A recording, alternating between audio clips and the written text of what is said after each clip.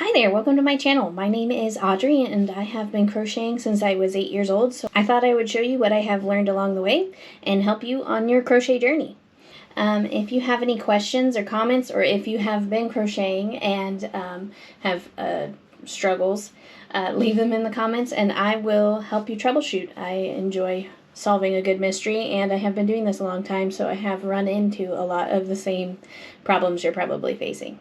But today I just kind of wanted to go over a brief explanation of kind of what is crocheting, what are the materials we'll be using, and then how to get started. So we'll do a chain on and a single crochet today. The items that you're going to need, first off, are hooks, obviously, and yarn types. And there are different kinds of yarn types, so I will go over that. These are the two basic things that you will need. There are a lot of other things that you could use, like stitch markers are very helpful, especially when you're working in a circle. You will definitely need a notebook and a pen to tally your rows. As you get used to it, you'll be able to count them, but it's very helpful when you're first starting off to have a notebook to keep track of that. You're also going to want a yarn cutter, kind of like this one, or scissors. Those are super helpful.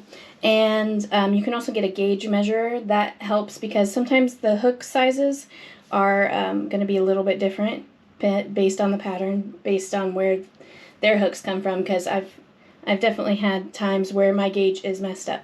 And a gauge is just kind of like the inches and the distance and the number of stitches that you have in your pattern.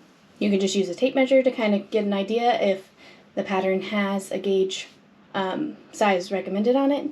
Let's get into yarn types. There are different kinds of yarn weights. There are different kinds of yarn fibers, and there's a whole world for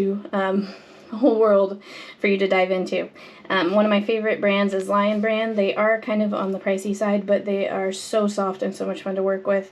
So whenever they're on sale, I will pick them up. The way that you know what is in it is if you turn it around over to this side, you can see that this is 100% acrylic. This is a medium weight yarn, and then there is the hook gauge and size right here, or the hook size right here. It'll say H8. That is the size that's recommended for this yarn type.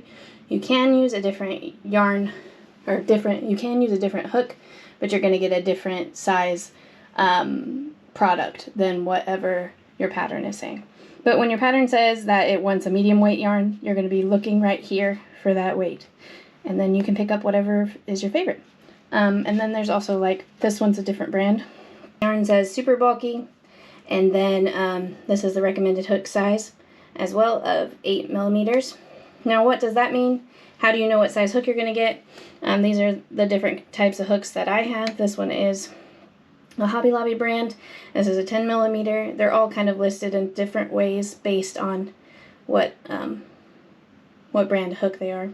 This is a size N. And then you can kind of tell based on where they're labeled. You can tell based on their label. This is a K, and this one is a 6.5 milliliter. Susan Bates is one of my favorites, and they kind of range. All your hook sizes will be on the hook itself and also on the packaging. And you can kind of go based off that. Okay, so now that we've gone over the basics of yarn types and hook sizes, I also wanted to show you how to cast on. How do you start? Alright, so you're going to take your tail of your yarn and put it in your hand, wrap it around your fingers, and then pull it through to make a slip knot. Once you have your slip knot, you're going to hold the tail on this side, pick up the hook that you're using, put it into the middle of the slip knot, and pull it tight. Now, you will find a way of wrapping your hands. That's how I wrap mine. For now, just do it however's comfortable, and it'll come as you learn. And you're going to chain on like this. You pull through, yarn over, pull through the hook, and this is just chaining on. Your pattern will say you need 27 chains. That's how many of these that you will do. Alright, and now that you have your product,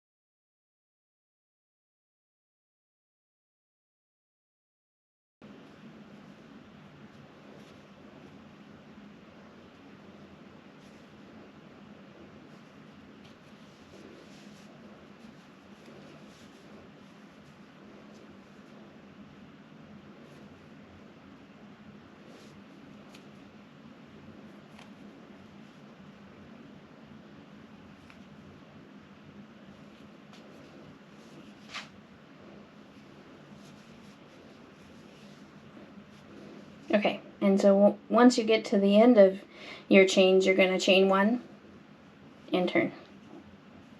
And this is your first row. Your second row, you're going to work through those top 2 V's. Yarn over, pull through, put them in through your stitch, yarn over, pull through once, through twice, through both of those hooks. Alright, go through, pull through once, and then you pull through your yarn through the 2 loops on your hook. Yarn over, pull through, pull through.